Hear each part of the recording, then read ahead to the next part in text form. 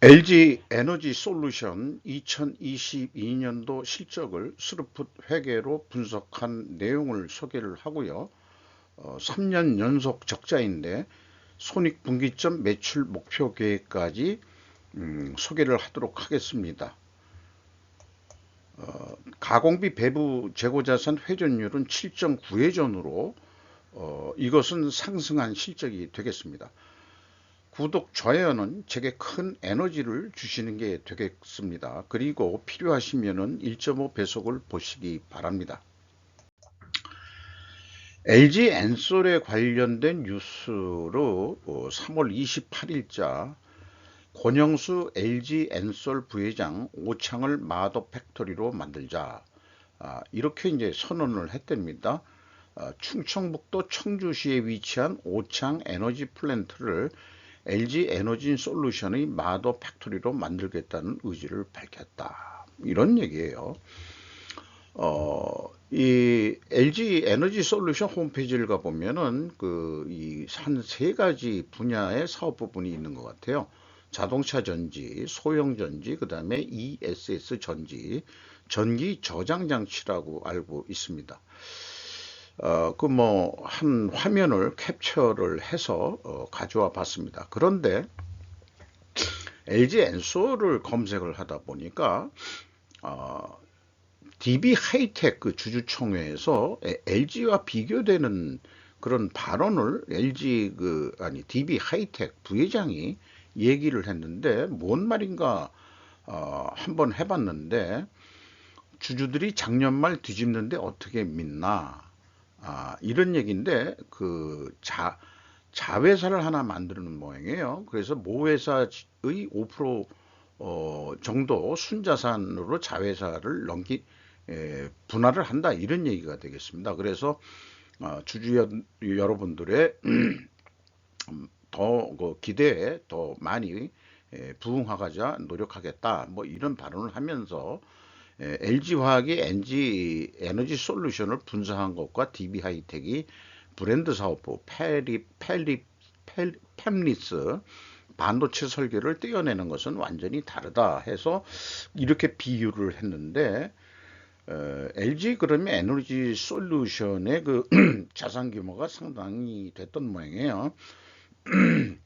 자간 어쨌든 이런 뉴스가 있었습니다.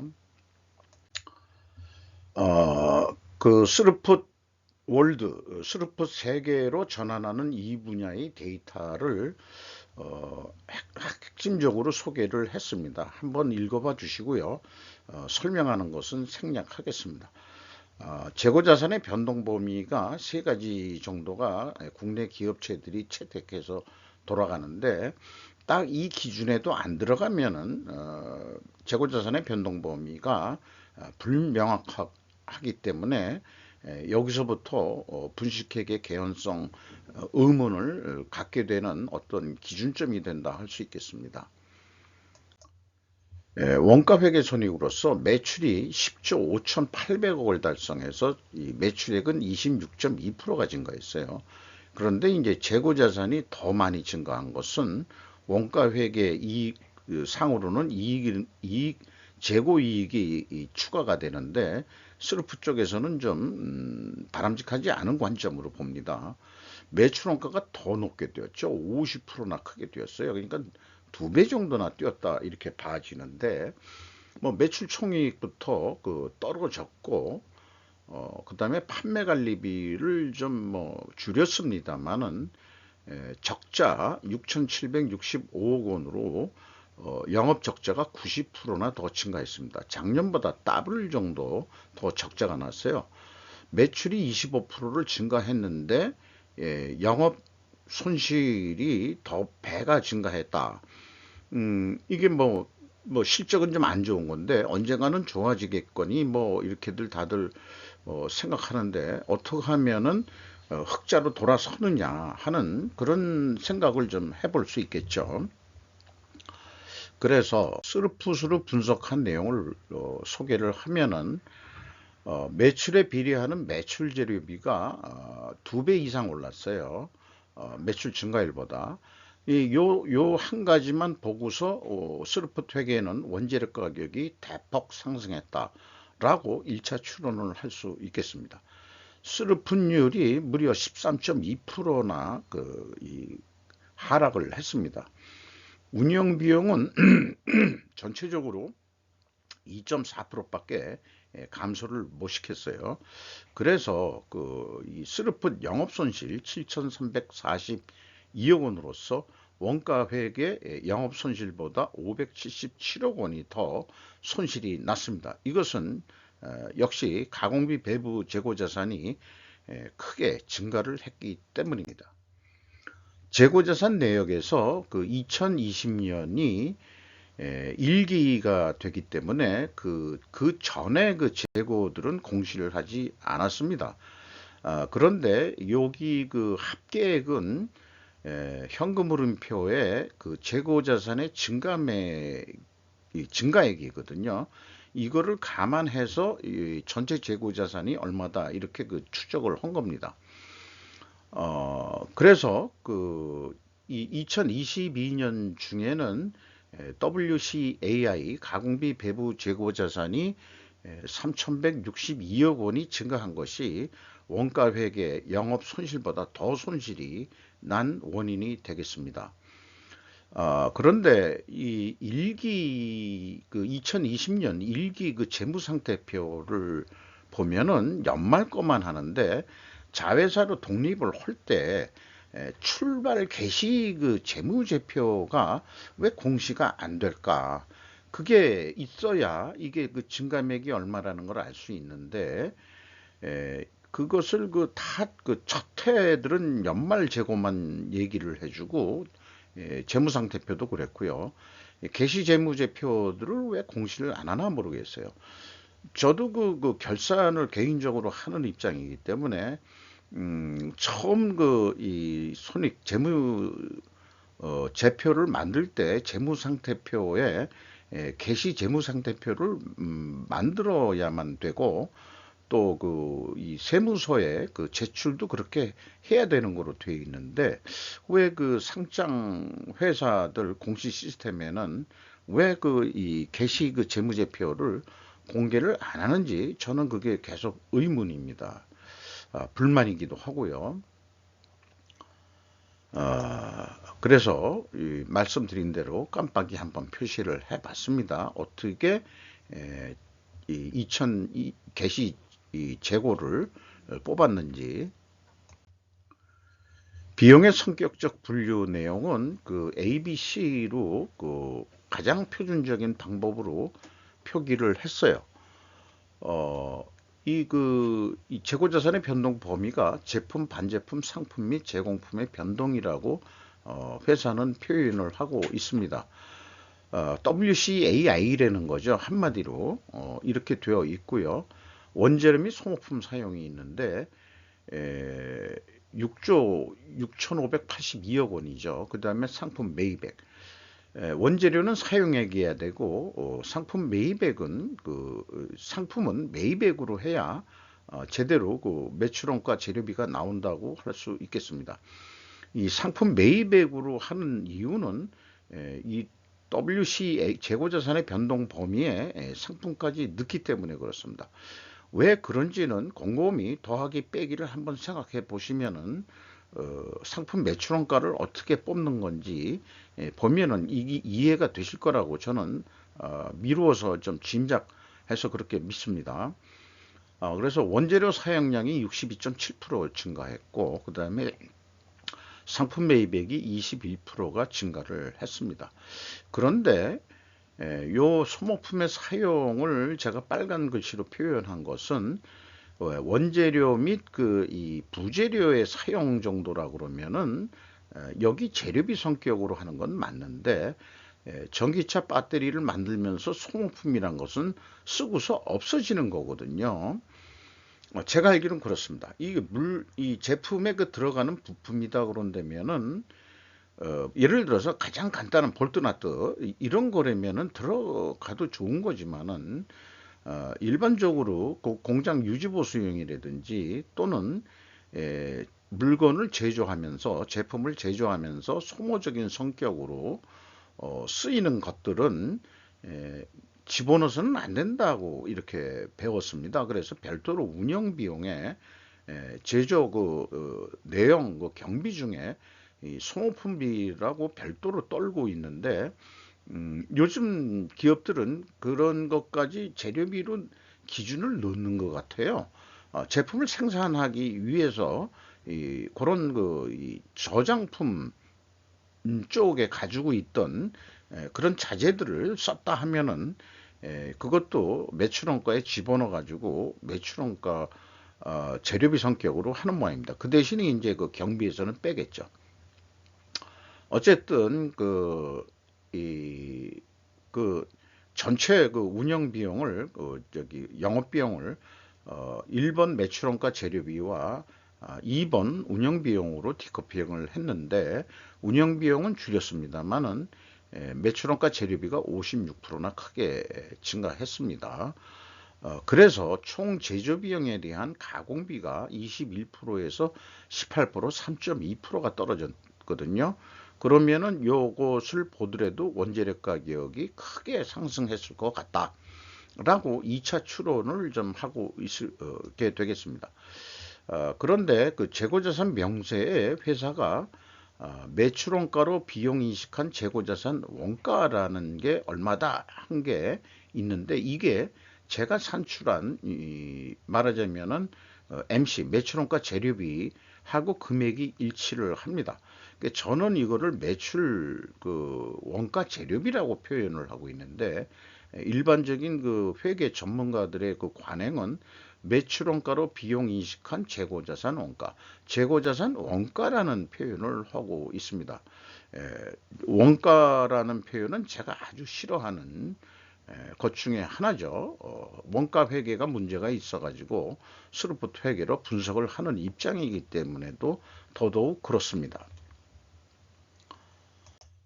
그래서 재고자산 매출원가 회계 투명성 검증 3단계 과정을 거쳤는데 2020년도는 의미가 없겠습니다.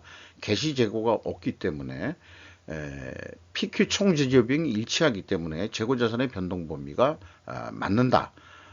이렇게 나옵니다. 2단계 역시 똑같이 이 갭이 없습니다. 2단계까지는 아주 잘 소화가 됩니다. 근데 3단계에 와가지고 이 현금 흐름표 기준 재고자산의 증가액이 회사가 제시한 거예요. 위에 거는. 요거는 제가 재무상태표에서 증가액을 뽑은 거고, 그러면은 갭이 463억 원의 차이가 있는데, 회사가 별도로 또 현금 흐름표에 재고자산 평가 손실 및 폐기 손실이라고 이 금액을 표시한 게 있습니다. 그런데 이거를 가감하면은 2022년도에는 일치하는데 2021년도 129억 원 차이가 있고요. 그 다음에 2020년도에는 평가 손실 요건 환입을 작업입니다. 마이너스로 되어 있을 때는 13억 원 차이가 있습니다. 그래서 21년도 재고자산 폐기 손실 129억 원으로 잡았다가 2022년도에 취소한 것으로 해석이 됩니다. 그러니까 그 내용을 보면은 129억 원 차이가 나는데 이 현금 흐름표 2021년도에 그 회사의 사업 보고서 현금 흐름표의 재고자산의 변동액은 2천억이었는데 2022년도에 표기한 2021년도 재고자산의 변동액은 1874억 원이란 말이죠. 그러니까 129억 원이 뭐냐 차이가. 추적을 해보니까 재고자산 폐기 손실이에요. 그러니까 폐기 손실을 잡았다가 다시 없애버렸습니다. 그러니까 2021년도 결산은 불투명하다. 2020년도 역시 좀 금액 차이는 있지만 작지만은 불투명하다. 이렇게 볼 수 있겠고 2022년도에 와서 이제 3년 만에 재고자산 매출원가 회계 투명성이 이제 확보가 됐다. 이렇게 표현할 수 있겠습니다. 운영비용에서 인건비가 무려 1조 3천억 원대가 나갔는데 43.2%나 크게 증가했어요. 직원 수도 1516명이나 크게 증가했습니다. 2020년에 비해서 계속 증가를 하고 있죠. 생산시설 증가 등등이 있는데, 이게 뭐 자동화가 돼 있다 하더라도 이렇게 인력이 많이 들어갈까? 한 10조 원 하는데, 그러면은 한 10,000명이니까 1인당 그걸 나누면은 얼마쯤 매출액을 할 수 있다. 이런 게 이제 나올 수 있겠죠. 의외로 수작업이 많이 들어가는 업종인 것 같습니다. 근데 임금 인상률이 무려 23.6%나 크게 올렸어요. 적자를 보면서도 임금은 뭐 1억 2천억대로 올라갔는데, 이렇게 그 적자를 보면서도 이렇게 임금을 높게 올려줄 수 있는지 참 의아하기도 합니다. 지급 수수료도 42%가 증가했고요. 운반비도 50%가 증가를 했습니다. 그리고 이 전년도 적자 원인 중에서는 판매 보증 충당 부채 전입액이라는 게 있는데, 이 판매를 어떻게 뭐 보증하는 건지 모르지만은 그 부채 성격으로 나중에 그 잘못되면은 교환한다는 그런 의미로 그 충당 부채를 잡고 있는 건지 모르는데, 그걸 비용화한 거 금액이죠. 1조 3천억이나. 그래서 그 재무상태표에 표현되어 있는 그 유동 부채 쪽에서 보면은 충당 부채가 1조 4천억이 있었는데, 전입을 하고도 1조 4천억이 남는다. 이런 얘기겠어요. 뭔가 이 물건을 판매하면서 보증하는 게 리스크가 있는 것 같습니다.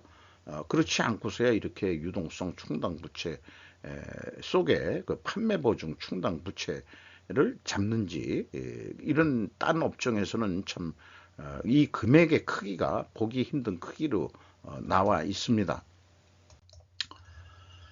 경영평가 지표로서요, 그 재고 회전율이 7.9회전으로 상승했습니다. 그런데 스루픈율은 이제 13.23%나 떨어졌죠. 이렇게 역방향이면은 분식회계 개연성 가정을 세우는데, 회사는 반증을 하려고 그러면은 원재료 가격 하락과 판매 가격 하락으로 입증해야 됩니다. 근데 1, 2차 추론과는 모순되는 반중 추론이 나왔어요. 원재료 가격은 상승한 거로 1, 2차 분석을 해서는 그렇게 나왔는데, 여기에서는 재고 회전율의 상승은 일단 수량은 좀 무시하고 보더라도 원재료 가격이 내려가서 재고가 줄어가지고 재고 회전율이 증가하지 않았냐는 생각을 하는 거죠. 그래서 원재료 가격이 하락했다고 추론을 하는 것입니다. 어, 그 반증이 되는지 다음 장에 얘기할 거고요. 총자산 회전율이 0.46으로서 자신의 역량을 그 50%도 아직 발휘를 못하고 있다. 이런 상황이 되겠습니다. 원재료 가격 추이를 보면은 기대한 거하고 틀리게, 아까 자동차 전지가 더 중요한데, 회사가 공개하는 것은 소형 어플리케이션용 양극재만 하나 달랑 표시를 했습니다. 101.7%나 인상이 됐어요. 그런 거 봐서 대형 전지에도 뭔가 양극재가 들어가니까 많이 올랐겠지라고 간주할 수 있겠습니다. 그 원재료 매입 실적은 무려 14조이나 그 구매를 했는데, 뭐 매출액보다 더 높네요. 많네요. 근데 그 주요 매입처가 포스코 케미칼, 아, 니치아 뭐 이렇게 그 좀 돼 있는데, 몽땅 묶어가지고 양극재, 음극재, 분리막 등이라고 표현이 되어 있습니다. 그러면은 제품 가격도 이 소형 어플리케이션 양극재에 해당하는 모양인데, 전동 공구용 배터리라는 게 있는 모양이에요. 이게 이제 26.6%. 그러니까 원재료 가격이 오른 만큼 판매 가격들은 못 올린 것 같다. 이렇게 볼 수 있겠어요. 그럼 자동차 배터리도 이거로 간주해가지고 원재료 가격이 왕창 인상이 됐는데, 판매 가격은 그렇게 못 올렸겠다라고 이게 그 간주 추정을 할 수 있지 않겠냐, 이렇게 봅니다. 정작 궁금한 것은 자동차 전지인데도 비공개입니다. 어쨌든 소형을 전체로 간주한다면 원재료 가격은 101.7%나 상승했고 판매 가격도 상승해서 반중 추론과는 반대되는 데이터이니까 반증은 안 된다, 이렇게 볼 수 있겠습니다. 지금까지 말씀으로 들은 얘기를 한 얘기를 논리 도구 충분 조건으로서 도표화해서 얘기를 하면은, 다시 한번 얘기를 하면은, 이 분석을 하는 목적이 영업이익이 왜 증가했느냐, 왜 내려갔느냐, 이런 게 이제 저의 그 분석의 주요 관점이기 때문에 이렇게 계속 이런 분석을 하면서 강조를 합니다. 재고 회전율 상승과 스루프율 하락 역방향이면은 분식회계 가정을 합니다. 반증을 하려면 원재료 가격 하락과 판매 가격 하락으로 입증이 되기 때문이다. 이렇게 이제 왜냐하면 하고 이제 원인 가정을 해야 되거든요. 그런데 확인 결과 데이터는 반대로 모순이다. 그러면은 분식회계를 한 거냐? 1, 2, 3단계로 검증 단계로 봐서는 아닌 것 같거든요. 그러면은 입증을 위해 필연적으로 존재할 다른 증거를 찾는다면은 뭘 제시할 수 있겠느냐? 그러면은 재고 회전율 상승을 수량으로 산출해 봐라. 그러니까는 판매 수량 나누기 제품 재고로 하면은 아마 이 재고 회전율이 실질적으로 상승을 했을 것이다. 이렇게 말하자면은 반증 입증을 수량으로 하면은 가능하지 않을까, 이렇게 생각이 듭니다. 현금 재무지표로서 캐펙스 계속 투자 금액이 많네요. 2022년도에 3조 4천억, 거의 3조 5천억 정도가 투자가 됐고 전년도에는 1조 5천억이 투자가 됐습니다. EAT 세후 현금 순이익은 4,363억 원으로서 현금 수익률로는 2.3%, 전년도에는 그래도 17.8%인데 15.5%가 떨어졌습니다. 채권자가 마이너스로 되어 있는 것은 계속 부채를 빌린다는 건데요. 이렇게 빌렸음에도 불구하고, 차입을 했음에도 불구하고 이자 부채 레버리지율은 11.5%로 떨어졌는데 이것은 투하 자본이 증가했기 때문입니다. 그래서 주주 잉여 현금 흐름을 보면은 10조 원의 돈이 추가로 들어왔어요. 주주들한테서 유상증자로 10조 원의 돈이 들어왔습니다. 최종 회사는 5조 5,737억 원의 현금이 유출이 됐습니다. 현금 보유율은 꽤 많이 가지고 있어요. 유상증자로 들어온 돈에 아직 집행 안 한 돈이 있어서 현금성 자산으로 보유하고 있는 게 42.9%가 되겠습니다. 결성금률은 6.3%로 증가했다가 다시 조금 낮췄어요. 영업 손실 액이 줄어서 그렇다기보다도 자본 잉여금 자체가 높아졌기 때문에 비율이 낮아진 거로 이렇게 계산이 됩니다. 그래서 재무상태표를 보면은 10조 원의 돈이 10조 원의 자본 잉여금이 10조 원이 증가를 했거든요. 이거를 어디다 많이 썼을까 보면은 현금으로 한 4조 5천억 현재 그냥 가지고 있고, 매출 채권이 한 9,700억 원 증가했고, 거기로 돈이 아직 수금을 못했으니까 재고자산이 5,100억 원 정도 또 증가가 됐고, 비유동자산이 3조 4천 5천억 원가량 증가했는데 종속기업 투자에 2조 원, 그 다음에 유형자산에 6,250억. 그러니까 직원 증가의 원인이 공장 증설로 그렇게 생각이 됩니다. 그리고 홈페이지에서 확인한 것은 이런 여유 있는 돈이 향후 미국 애리조나주 공장에 7.2조 원 투자 계획을 밝히고 있습니다. 이런 돈들이 미국 공장 짓는데 들어갈 것으로, 또 필요하다면은 아까 레버리지율이 그렇게 높은 게 아니기 때문에 은행 차입을 해서라도 공장을 짓지 않겠느냐, 미국 애리조나주에, 이렇게 생각이 드네요. 이것도 한번 깜빡이로 한번 비유를 해봤습니다. 원가 패러다임을 가지고 손익분기점을 한번 산출해 봤어요. 손익분기점이 제로니까 그러면은 16조 원 정도, 16조 3천억 정도 해야 된다. 이런 얘기가 되겠어요. 그러면은 이게 무슨 계약이라고 해서 그 어떤 이 납품을 해야 되지 않습니까? 그 전기차 메이커에다가 그러면은 16조 원에 합시다. 이거를 그냥 단위당 어떤 그 납품 단가라고 한다면은 1,600만 원에 합시다. 그러면은 어, 38,000원밖에 남지가 않습니다. 요 경우도 재고가 30% 정도 증가한다고 가정을 했어요. 만약에 이 재고가 거꾸로 너무 많다고 해서 재고만 감소시킨다면은 영업적자 6,435억 원이 영업적자가 날 것입니다.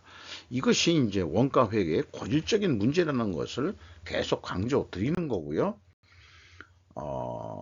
요 표시는 기업체 분석할 때마다 왼쪽 원가회계의 문제점을 나열하고 그 다음에 대안으로서의 스루프트 회계를 제시하는 것입니다.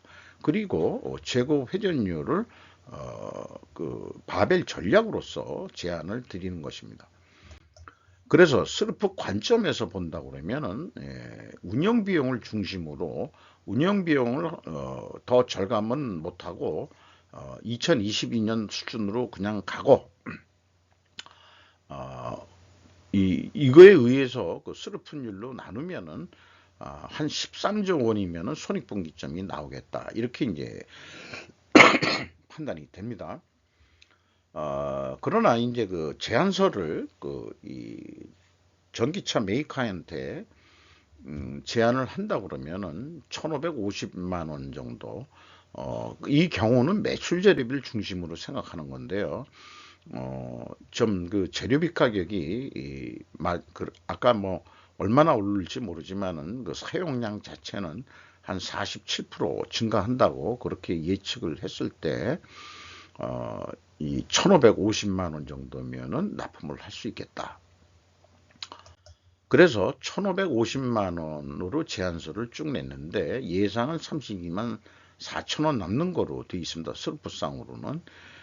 그런데 계약이 이제 뭐 우수리만 떼고 1,550만 원 했다 그러면은 원가 회계 제시한 것보다는 50만 원 싸게 해가지고 그러면은 좀 LG 엔솔이 더 납품 수량을 늘릴 수 있지 않겠느냐. 이 경우 26만 9천 원 남는데 재고 회전율이 7.9회전까지 상승하는데 성공을 했으니 좀 더 노력을 해서 8.5회전으로 좀 올려보자. 그러면은 매출이 이 16조 7천억 원대를 할 수 있어가지고 원가 회계 16조 원 정도 해야 손익분기점인데 그리고 또 재고를 줄이면은 적자가 나는데 이 경우 이 재고 회전율을 올리면은 16조 7천억 원을 해서 6,375억 원의 영업이익을 낼 수 있다. 재고만 감소시킨다 그러면은 원가 회계하고 로직이 틀리기 때문에 계약 당시에 예상하는 이익 정도로만 나오게 될 것이다. 이렇게 판단이 됩니다. 자, 어느 길을 가야 될까요? 우리는 스루프트 회계로 가야 된다고 저는 믿습니다. 지금 여기 위에서 표시한 대로 재고 회전율을 더 상승시킬 수 있다면 이익은 가파르게 상승할 수 있다. 7.8%밖에 그 회전율을 증가를 안 해도 2,694억 원께 거의 뭐 2배 이상 팍 뛰죠. 7.8%뿐이 증가를 안 시켜도 이렇게 우상향으로 급격하게 재고 회전율을 올리면은 크게 영업이익을 창출할 수 있다는 점을 좀 강조드리고 싶습니다. 주가를 보면은 영업 손실이 남해도 미래 가치를 투자자들은 봐서 그런지 모르지만 14만 2천 500원이 인상이 상승을 해가지고 500원짜리 액면가가 장부상으로는 이제 71,772원이 됐어요. 그 유상증자 때문에도 그렇고 그래서 시가총액은 135조 원이다. 무려 48조 원이 증가가 됐습니다.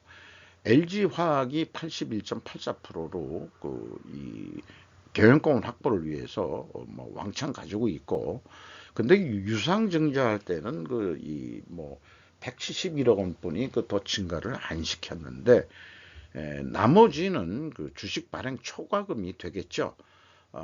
그러니까 지분율만큼이면은 본인들의 지분율만큼은 말하자면 액면 가격으로 증가시키는 거 외에는 아닐 거 아니에요. 그러니까 시중에 내놓은 물량이 10조 원을 끌어들였다고 한다면은 NG, 엔소를 주식을 산 주주들이 일반 개미들도 많겠고, 그 다음에 이제 증권사들도 많겠고, 외국 자본도 뭐 있겠습니다만은, NG, 엔솔에 대한 기대감이 그렇게 높으니까 높은 가격으로 유상증자 공개를 해도 그렇게 팔린 것 같습니다.